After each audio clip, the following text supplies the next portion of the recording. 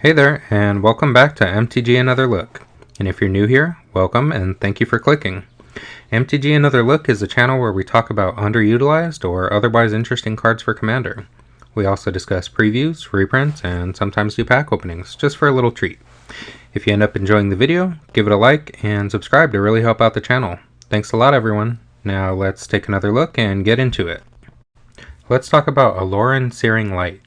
It was released in the Lord of the Rings Holiday Edition only, so it's a card that's really easy to miss.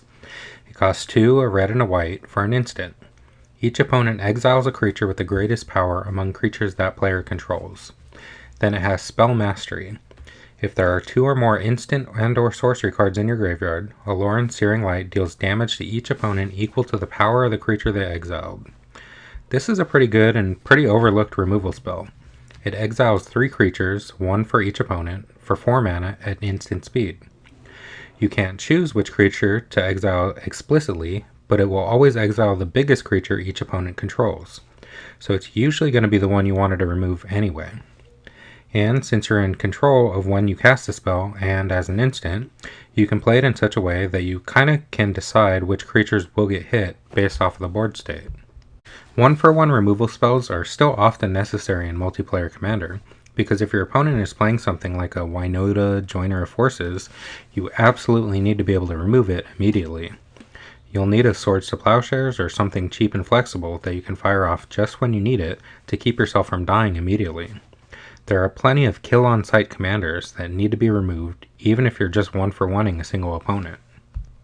But overall, single targeted removal has very diminishing returns in this format. If every single card you play trades one of your cards for one of your opponent's cards, your other opponents will eventually drown you in card advantage. You have 3 opponents after all, so trading cards with one opponent means you leave the other 2 alone and they have more cards than you do. That's why it's important to play cards that are better than 1-for-1s. Olorin Searing Light is almost always at least a 3-for-1. You get to remove 3 of your opponent's cards by using only 1 of yours. Playing with that mindset of cards that at least trade 1 of your cards for 1 from each of your opponents means you're never going down card advantage, and you can at least keep up with the rest of the table. Black has been getting a few of these types of cards more regularly, things like Vona's Hunger, but I don't think there are a large number of them in white yet, and especially in red, that permanently remove a creature from each of your opponents. Nevertheless, they're the best ones. You usually have to dip in black too for those abilities, like on Crackling Doom, at least without resorting to a board wipe, which you don't always want to do, especially if you're playing a more aggressive deck, or your strategy involves keeping creatures on the board. Another good thing about Crackling Doom, but especially about Olorin Searing Light, is that they provide you with incidental burn damage to opponents. You can even look at Olorin Searing Light as a burn spell if you're in a deck themed around direct damage with a plan to burn out all your opponents. If you look at it that way, it can be a 4-mana instant that deals 4 or more damage to each opponent easily, considering the size of creatures that usually hit the board. From that perspective, Olorin Searing Light is an often mana-efficient burn spell that incidentally removes creatures as well.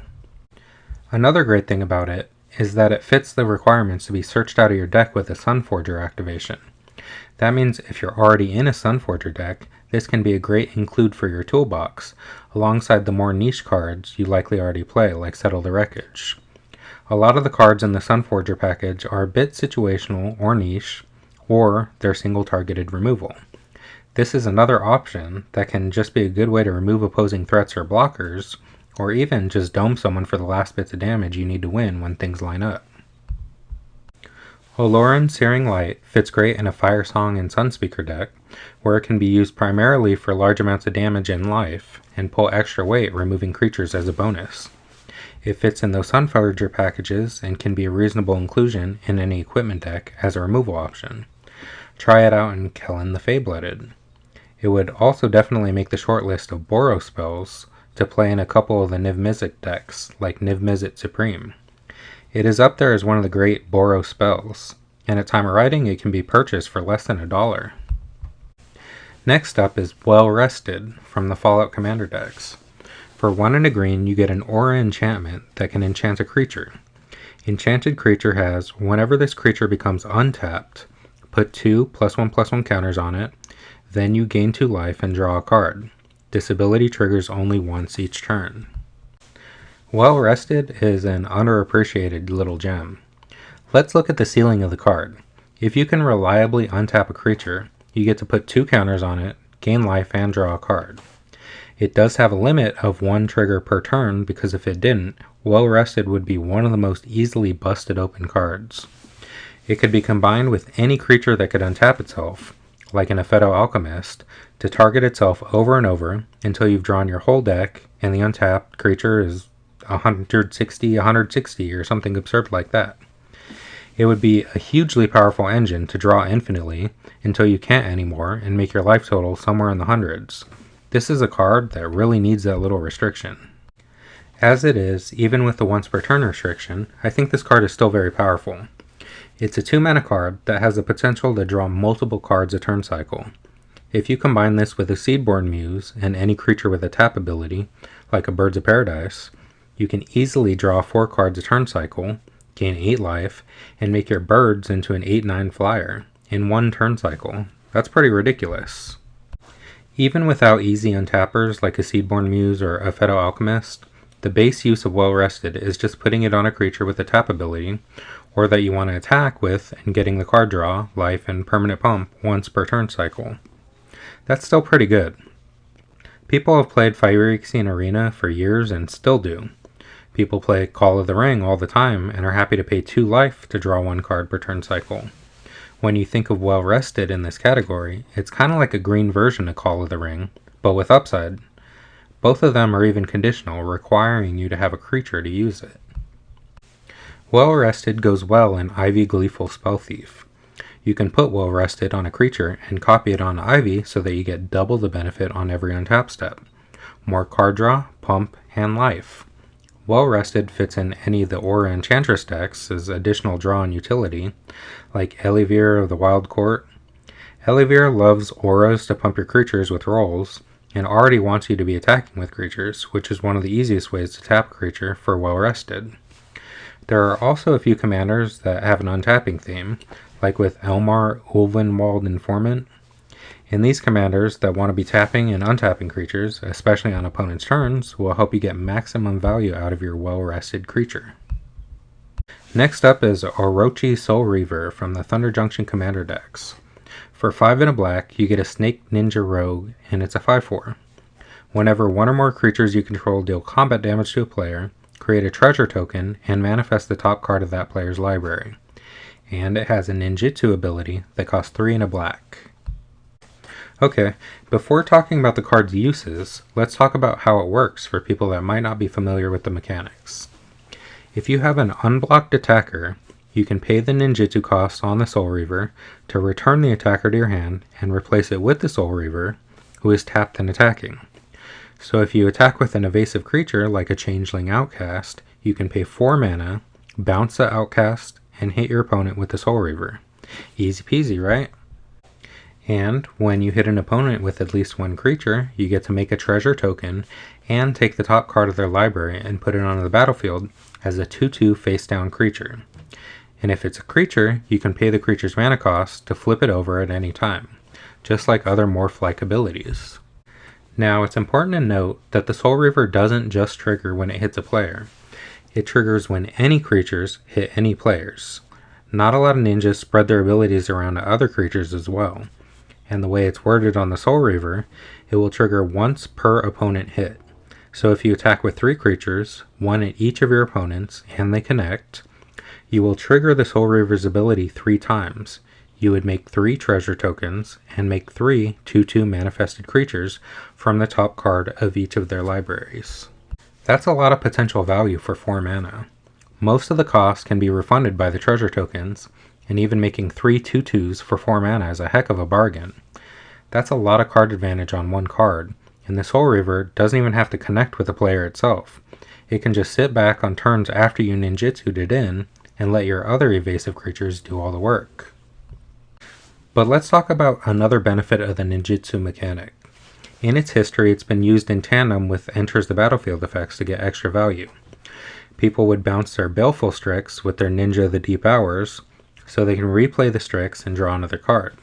and the same type of utility is available to you with the Soul Reaver.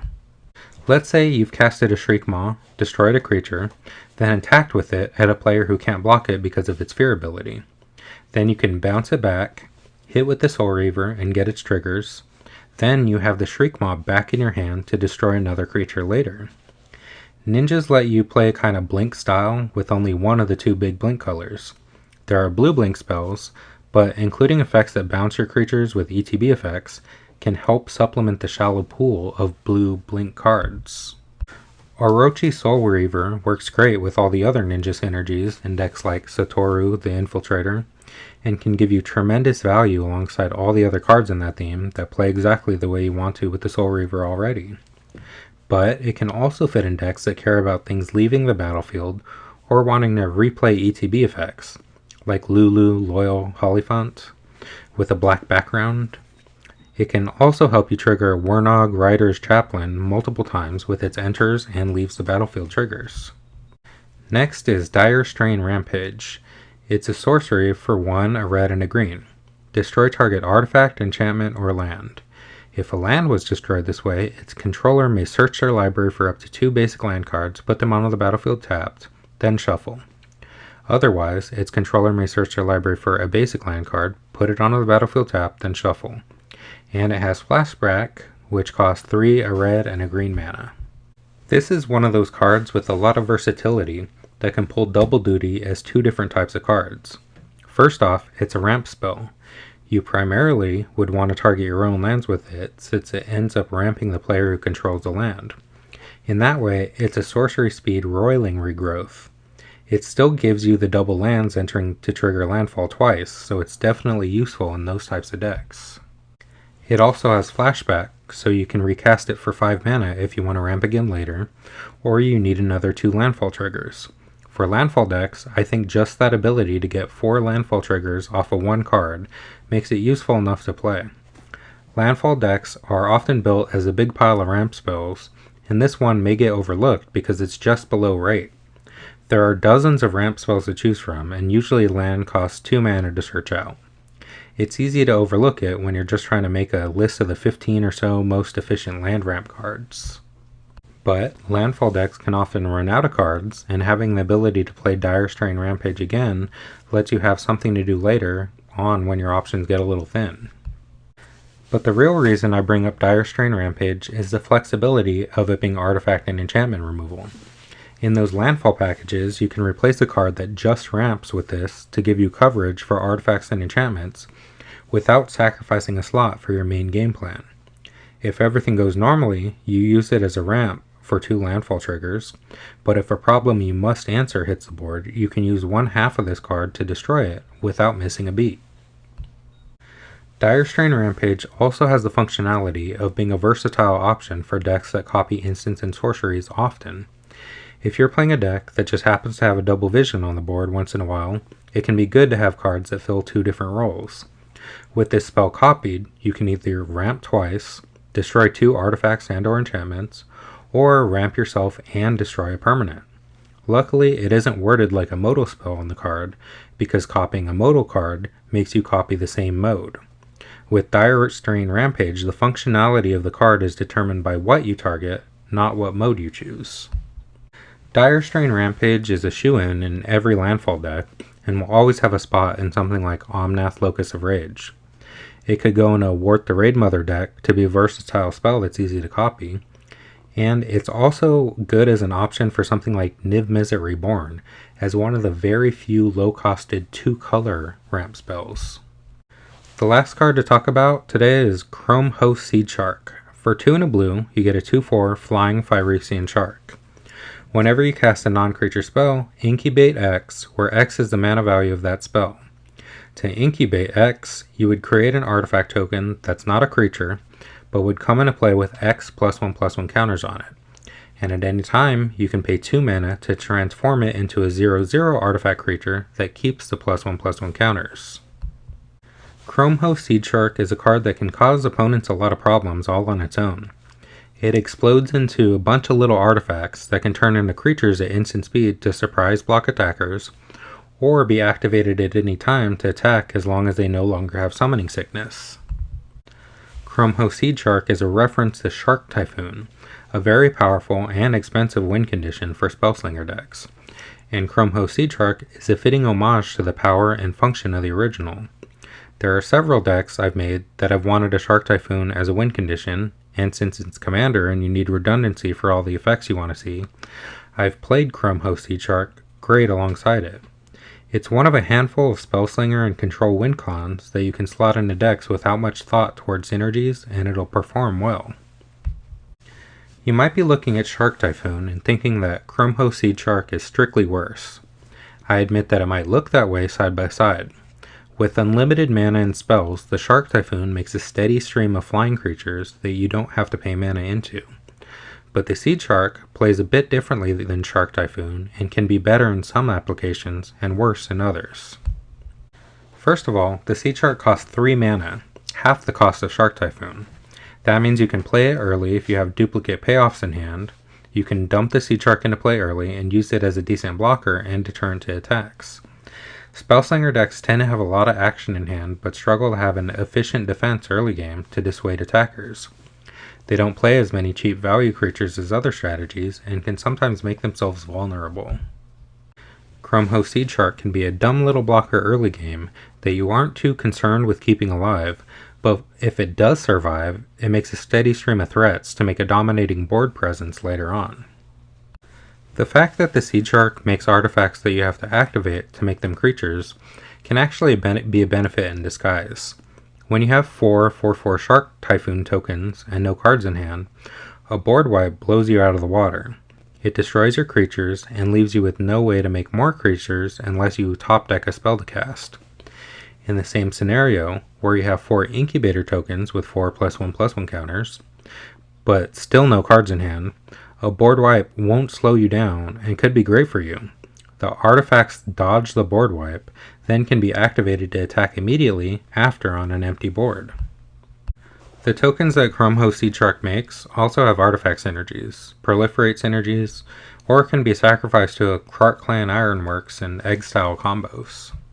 Chrome-Ho Seed Shark makes an uncommon type of artifact token to power up your Gimbal Gremlin Prodigy deck.